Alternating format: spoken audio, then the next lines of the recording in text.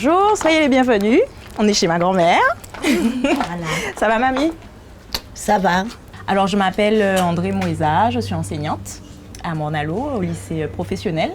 J'ai 34 ans et je viens rendre visite à ma grand-mère.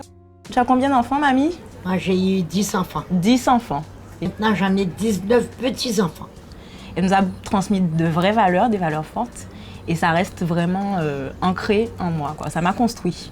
Avec ma sœur, parce qu'on vient la voir en général ensemble. On essaie de la faire sortir, de l'emmener à la plage. Donc voilà, ça lui permet de se détendre, d'être dans un autre environnement et de prendre soin d'elle. Comme c'est une femme coquette qui nous a appris à nous habiller, elle nous a donné plein de conseils pour être des femmes. Donc on lui fait les ongles des mains, des pieds, et puis de temps en temps, on la coiffe. On passe du temps avec elle et c'est une manière de prendre soin de nous mutuellement. Quand j'étais jeune, j'ai eu un bon exemple, ma grand-mère, qui aimait beaucoup s'habiller, qui choisissait avec soin les couleurs qu'elle portait. Et j'avais aussi une disposition pour le dessin. Donc je dessinais énormément, des petits croquis, des petits modèles, et elle a fait partie aussi de mon inspiration. Donc ça m'a donné envie plus tard de m'y mettre, de tester aussi ma capacité à créer et à inventer des choses intéressantes. Et j'ai commencé à travailler sur des pièces, des collections, et j'ai eu l'occasion de faire 2 ou 3 défilés.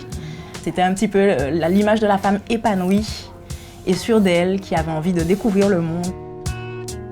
Donc ce lien transgénérationnel, qu'est-ce qu'il t'apporte? Alors je pense que ça m'apporte beaucoup d'assurance, parce que j'ai vu sa capacité à, à prendre soin d'elle-même malgré certaines difficultés de la vie. Même si parfois ça ne va pas,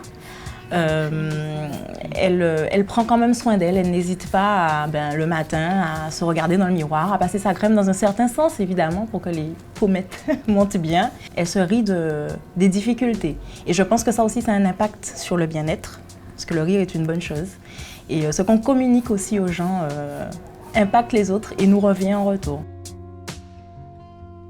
J'ai un petit garçon qui a 6 ans et qui me donne beaucoup d'amour. Et je pense que ça aussi, ça m'aide à rester belle. Parce que quand un enfant vous dit « Maman, tu es belle, maman, tu es belle », vous rayonnez.